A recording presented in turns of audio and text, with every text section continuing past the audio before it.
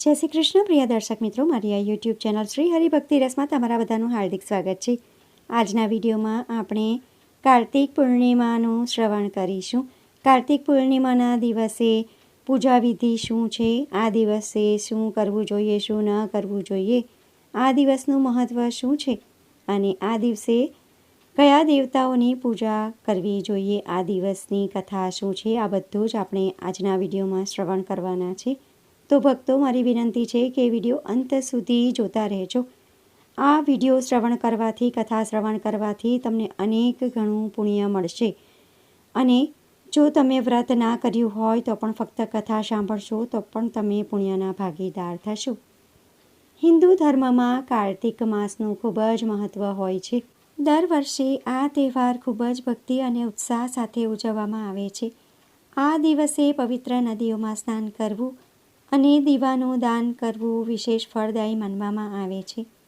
એવું માનવામાં આવે છે કે આ દિવસે બધા દેવતાઓ પૃથ્વી પર સ્થિત કાશી શહેરમાં આવે છે અને સાથે મળીને દિવાળી ઉજવે છે। તેથી જ તેને દેવ દિવાળી તરીકે પણ ઓળખવામાં આવે છે। જે વ્યક્તિ કાર્તિક પૂર્ણિમાના દિવસે નદીમાં સ્નાન કરે છે તે બધા પાપોમાંથી મુક્ત થઈ જાય છે અને મોક્ષને પ્રાપ્ત કરે છે। કાર્તિક પૂર્ણિમાના દિવસે ભગવાન વિષ્ણુ અને માતા લક્ષ્મીજીની પૂજા કરવાથી તમારી આર્થિક સ્થિતિ સુધરી શકે છે। જો કાર્તિક મહિનામાં ગંગા સ્નાન કરવામાં આવે તો આપણા બધા પાપ નષ્ટ થઈ જાય છે અને મોક્ષની પ્રાપ્તિ થાય છે। જો તમે ગંગા નદીમાં સ્નાન કરી ના શકો તો થોડું ગંગાજળ તમે તમારા સ્નાન કરવાના પાણીમાં ભેળવીને તમે સ્નાન કરશો તો પણ તમને ગંગા સ્નાન જેટલું જ પુણ્ય મળશે। આ દિવસે સત્યનારાયણ દેવની કથા સાંભળવાનું પણ ઘણું મહત્ત્વ છે। તો ભક્તો, હવે આપણે આ દિવસના મુહૂર્ત વિશે જાણી લઈએ, ત્યારબાદ આપણે પૂજન વિધિ વિશે જાણીશું અને ત્યારબાદ આપણે કથા સાંભળીશું। હવે આપણે જાણીશું કે કાર્તિક પૂર્ણિમા કયા દિવસે ઉજવવામાં આવશે। વર્ષ 2025માં કાર્તિક માસમાં આવતી પૂર્ણિમાની તિથિ 5 નવેમ્બર 2025 અને બુધવારના રોજ ઉજવવામાં આવશે। આ દિવસે તમારે સંસારના પાલનહાર ભગવાન શ્રી વિષ્ણુ અને માતા લક્ષ્મીની પૂરી શ્રદ્ધા ભક્તિથી પૂજા કરવી, પવિત્ર નદીમાં સ્નાન કરવું તથા દાન કરવું। ભક્તો, હવે આપણે આ વ્રતની પૂજન વિધિ શું છે, તેમાં કઈ સામગ્રીની જરૂર પડે છે તે બધું વિસ્તારથી જાણીશું। ભક્તો, કાર્તિક પૂર્ણિમાના દિવસે ભગવાન વિષ્ણુ અને માતા લક્ષ્મીજીની પૂજા કરવામાં આવે છે। તો આ દિવસે તમારે પૂજા કરવા માટે ભગવાન વિષ્ણુ અને માતા લક્ષ્મીજીની મૂર્તિ અથવા ફોટો લેવો। ત્યારબાદ પૂજા કરવા માટે ચોખા, કંકુ, ફૂલ, સિંદૂર, અબીલ, ગુલાલ, બાજોટ પર પાથરવા માટે લાલ રંગનું કપડું, ગંગાજળ, પંચામૃત, ધૂપ, દીપ, ફૂલની માળા, નૈવેદ્ય, ફળ, નાળિયેર અને પ્રસાદમાં તમારે બીજું પણ કંઈ લેવું હોય, ખીર લેવી હોય તો તે પણ તમે લઈ શકો છો। હવે આપણે આ દિવસે પૂજા કેવી રીતે કરવાની તેની વિધિ જાણી લઈએ। કાર્તિક પૂર્ણિમાના દિવસે સવારે બ્રહ્મ મુહૂર્તમાં ઉઠી જવું, ત્યારબાદ સ્નાન કરવું, શક્ય હોય તો પવિત્ર નદી કે કુંડમાં સ્નાન કરવું જોઈએ। ત્યારબાદ સૂર્યદેવને પ્રથમ અર્ઘ્ય આપવું। ત્યારબાદ તમારા મંદિરમાં જે જગ્યાએ તમે પૂજા કરવાના છો તે જગ્યાએ તમારે સાફ સફાઈ કરવી, આખા ઘરમાં સાફ સફાઈ કરવી। ત્યારબાદ જે પૂજા ઘર છે ત્યાં વ્યવસ્થિત રીતે સાફ સફાઈ કરવી, ઘરમાં બિલકુલ ગંદકી હોવી ના જોઈએ। ત્યારબાદ ત્યાં એક બાજોટ પાથરવો, તેના પર લાલ કપડું પાથરવું। આપણે બધા જાણીએ છીએ કે કોઈ પણ પૂજા હોય તો સૌ પ્રથમ શ્રી ગણેશજીની પૂજા કરવાની હોય છે। તો ગણપતિ બાપ્પાની મૂર્તિનું સ્થાપન કરવું અને વિષ્ણુ ભગવાન તથા લક્ષ્મી માતાની મૂર્તિનું સ્થાપન કરવું। ત્યારબાદ ભગવાન ગણેશજીની મૂર્તિને સૌ પ્રથમ ગંગા જળથી સ્નાન કરાવવું, ત્યારબાદ પંચામૃતથી સ્નાન કરાવવું, ત્યારબાદ ફરીથી સ્વચ્છ જળથી સ્નાન કરાવી ભગવાન શ્રી ગણેશને કંકુનો તિલક કરવું, ફૂલ અર્પણ કરવા, અબીલ ગુલાલ અર્પણ કરવું અને ભગવાન શ્રી ગણેશને દુર્વા અર્પણ કરવી મહત્ત્વની છે. તો તેમને દુર્વા અર્પણ કરવાની, તેમને વસ્ત્રો પહેરાવવા. ત્યારબાદ ભગવાન વિષ્ણુ અને લક્ષ્મીજીની મૂર્તિને પણ આ જ રીતે પહેલાં ગંગાજળથી સ્નાન કરાવવું, ત્યારબાદ પંચામૃતથી સ્નાન કરાવવું, ત્યારબાદ ફરીથી સ્વચ્છ જળથી સ્નાન કરાવવું.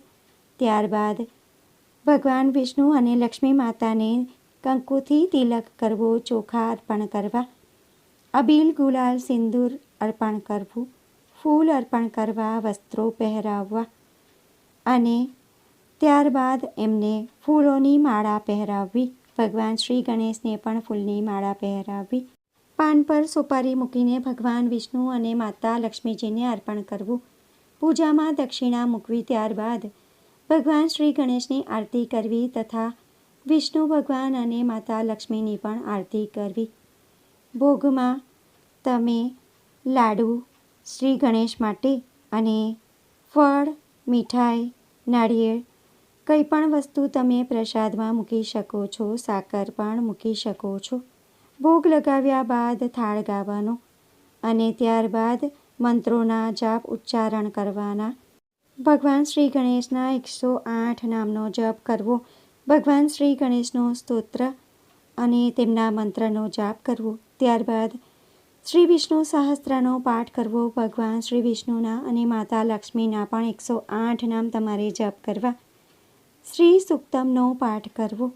આ દિવસે ભગવાન શ્રી સત્યનારાયણ દેવની કથા સાંભળવાનું ઘણું મહત્ત્વ છે.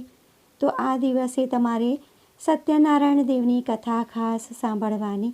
ત્યારબાદ પ્રસાદ અડોશ પડોશમાં વહેંચી દેવો અને આખો દિવસ ભગવાનનું નામ જપ કરવાનું. જ્યોતિષશાસ્ત્ર અનુસાર કાર્તિક પૂર્ણિમાના દિવસે માતા તુલસીની પણ પૂજા કરવાની. માતા તુલસીને જળ અર્પણ કરી એમને ચોખા અને કંકુ અર્પણ કરવા, ફૂલ ચડાવવા અને એમની પાસે ઘીનો દીવો પ્રગટાવી એમની આરતી કરવાની. તુલસી માતાને સૌભાગ્યની વસ્તુઓ અર્પણ કરવાની. આવું કરવાથી સૌભાગ્યવતીનું સૌભાગ્ય અખંડ રહે છે અને ઘણા લોકો આ દિવસે પણ તુલસી વિવાહ કરે છે. માતા તુલસીની પૂજા કરવાથી દેવી લક્ષ્મીજીની આપણા પર અપાર કૃપા પ્રાપ્ત થાય છે. કાર્તિક પૂર્ણિમાના દિવસે તમારા ઘરોને સ્વચ્છ કરવું અને ફૂલો અને હારથી શણગારવાનું. ઘરના મુખ્ય દ્વાર પર ઉંબરા પૂજન કરવાનું અને ઉંબરા પર સ્વસ્તિકનું ચિહ્ન બનાવવાનું અને આંગણામાં રંગોળી પૂરવાની. રાત્રે ઘરમાં દીવા પ્રગટાવવાના. દીવા પ્રગટાવવાથી ઘરમાં લક્ષ્મીનો વાસ થાય છે અને તમારી બધી સમસ્યાઓ દૂર થાય છે. કાર્તિક પૂર્ણિમાના દિવસે ચંદ્ર દર્શન કરવાનું ઘણું મહત્ત્વ છે.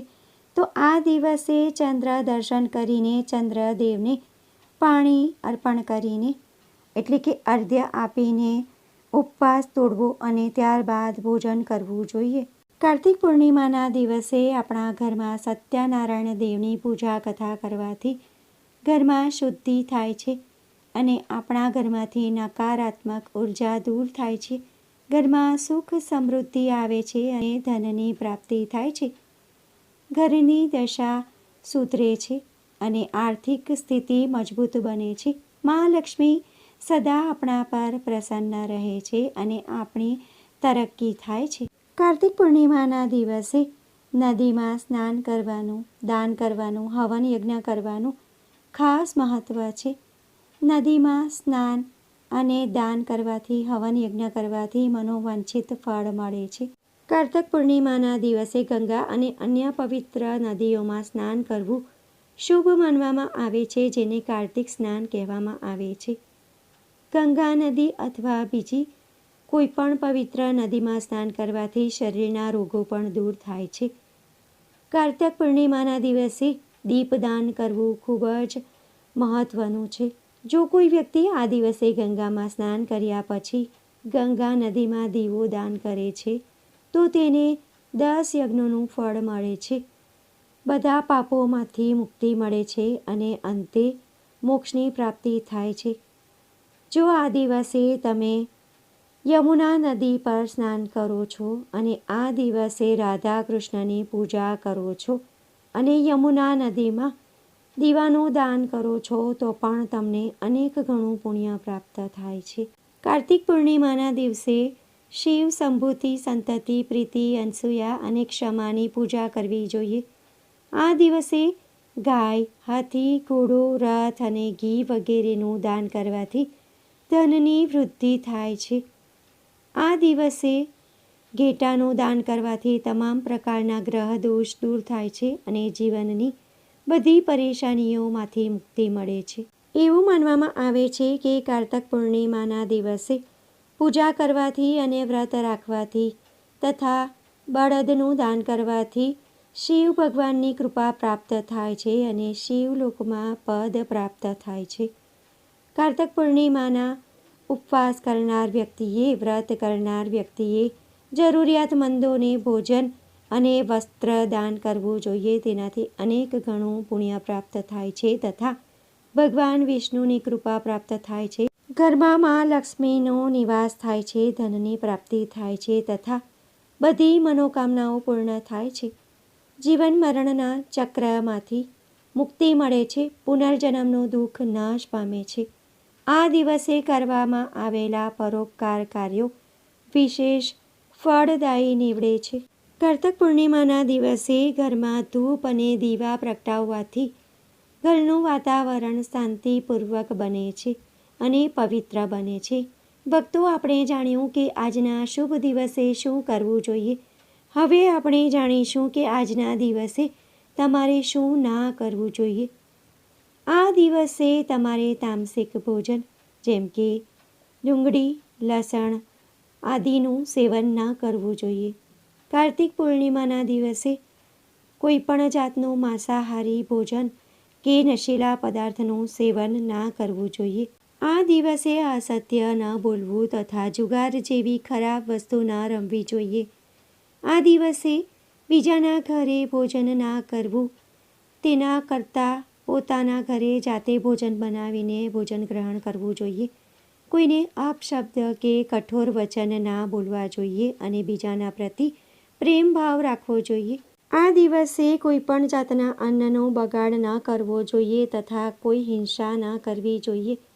એવું માનવામાં આવે છે કે જે ભક્તો કાર્તિક પૂર્ણિમાના દિવસે પૂરી શ્રદ્ધા ભક્તિથી પૂજા કરે છે તેમની બધી સમસ્યાઓ દૂર થાય છે અને દુઃખ નષ્ટ થાય છે. ભક્તો, શું ન કરવું જોઈએ, શું કરવું જોઈએ તે બધું આપણે વિસ્તારથી જાણ્યું. હવે આ દિવસ નિમિત્તે જે કથા છે તે આપણે સાંભળીશું.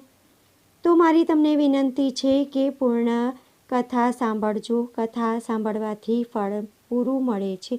જો તમે કથા ન સાંભળશો તો આ વ્રતનું પૂરું ફળ મળતું નથી. પૌરાણિક કથા મુજબ તારકાસુર નામનો એક રાક્ષસ હતો.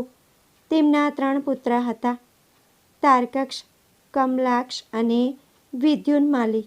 ભગવાન શિવના મોટા પુત્ર કાર્તિકેયે તારકાસુરનો વધ કર્યો. પિતાની હત્યાના સમાચાર સાંભળીને ત્રણેય પુત્રો ખૂબ જ દુઃખી થયા. તેમણે બ્રહ્મા પાસેથી વરદાન માંગવા માટે કઠોર તપસ્યા કરી. ત્રણેયની તપસ્યાથી બ્રહ્માજી પ્રસન્ન થયા. બ્રહ્માજીએ ત્રણેયને વરદાન માંગવા કહ્યું. ત્રણેયે બ્રહ્માજી પાસેથી અમર થવાનું વરદાન માંગ્યું, પરંતુ બ્રહ્માજીએ તેના બદલે બીજું કોઈ વરદાન માંગવાનું કહ્યું. ત્યારે ત્રણેયે ફરીથી એક સાથે વિચાર્યું અને આ વખતે બ્રહ્માજીને ત્રણેય અલગ અલગ નગર બનાવવાનું કહ્યું, જેમાં બધા બેસીને આખી પૃથ્વી અને આકાશમાં વિહાર કરી શકે તેવું માંગ્યું. ત્યારે બ્રહ્માજીએ કહ્યું કે જ્યારે 1000 વર્ષ પૂરા થશે ત્યારે બધા ભેગા થશે અને ત્રણેયના નગરો એક થઈ જશે. ત્યારે દેવતાના એક તીરથી ત્રણેય નગરનો નાશ થશે અને તમારું મૃત્યુ થશે. એવું વરદાન બ્રહ્માજીએ આપ્યું. વરદાન મળ્યા બાદ ત્રણેય ખૂબ જ ખુશ થયા. બ્રહ્માજીના કહેવાથી મય દાનવે ત્રણેય માટે 3 નગર બનાવ્યા. તારકક્ષ માટે સોનાનું નગર, કમલાક્ષ માટે ચાંદીનું નગર અને વિદ્યુન્માલી માટે લોખંડનું નગર બનાવ્યું. એક સાથે ત્રણેય જગત પર પોતાનો અધિકાર મળ્યો અને તેઓએ બધા દેવતાઓ પર ખૂબ જ અત્યાચાર કર્યો. આથી રાક્ષસોના ત્રાસથી બચવા તથા તેમનાથી ગભરાઈને બધા દેવતાઓ અને દેવતાઓના રાજા ભગવાન ઇન્દ્ર શિવ પાસે ગયા. બધા દેવતાઓ તથા ભગવાન ઇન્દ્રની વાત સાંભળીને ભગવાન શિવે આ રાક્ષસોનો નાશ કરવા માટે એક દેવી રથ બનાવ્યો. આ દિવ્ય રથની દરેક વસ્તુ દેવતાઓથી બનેલી હતી. ચંદ્ર અને સૂર્યમાંથી પૈંડા બનાવવામાં આવ્યા હતા. ઇન્દ્ર, વરુણ, યમ અને કુબેર રથના ચાલક ઘોડા બન્યા. હિમાલય ધનુષ્ય બન્યો અને શેષનાગની પ્રત્યંચા બનાવી. ભગવાન વિષ્ણુ પોતે બાણ બન્યા અને અગ્નિદેવ બાણની ટોચ બન્યા. આ દિવ્ય રથ પર ભગવાન શિવ પોતે સવાર થયા. દેવતાઓએ બનાવેલા આ રથ પર ભગવાન શિવ અને ત્રણેય ભાઈઓ વચ્ચે ભીષણ યુદ્ધ થયું. આ ત્રણેય રથ એક સીધી રેખામાં આવતા જ ભગવાન શિવે તીર છોડીને ત્રણેયનો નાશ કર્યો. આ સંહાર પછી ભગવાન શિવને ત્રિપુરારી તરીકે ઓળખવામાં આવ્યા. આ સંહાર કાર્તિક મહિનાની પૂર્ણિમાના દિવસે થયો હતો. તેથી આ દિવસને ત્રિપુરી પૂર્ણિમા તરીકે પણ ઓળખવામાં આવે છે. તો ભક્તો, આજના વિડીયોમાં આપણે આ દિવસનું મહત્ત્વ શું છે, પૂજન વિધિ શું છે, મુહૂર્ત શું છે અને આ દિવસે શું કરવું જોઈએ, શું ન કરવું જોઈએ તથા આ દિવસની કથા વિશે જાણ્યો. આશા કરું છું કે વિડીયો તમને પસંદ પડ્યો હશે. વિડીયો પસંદ પડ્યો હોય તો વિડીયોને લાઇક કરી બીજા બધા લોકો સુધી વિડીયોનો પ્રચાર કરજો અને કોમેન્ટમાં જય વિષ્ણુ ભગવાન, જય લક્ષ્મી માતા તથા શિવ ભગવાન જરૂરથી લખજો. આ દિવસે શિવ ભગવાનની પૂજા કરવાનું પણ ખાસ મહત્ત્વ છે. તો તમારે શિવ ભગવાનની પણ પૂજા કરવાની છે. વિડીયો બીજા બધા લોકો સુધી પહોંચાડીને પુણ્યના ભાગીદાર થજો. ફરી મળીશું એક નવા વિડીયો સાથે. ત્યાં સુધી બધા ભક્તોને મારા જય શ્રી કૃષ્ણ. વિડીયો જોવા માટે ધન્યવાદ.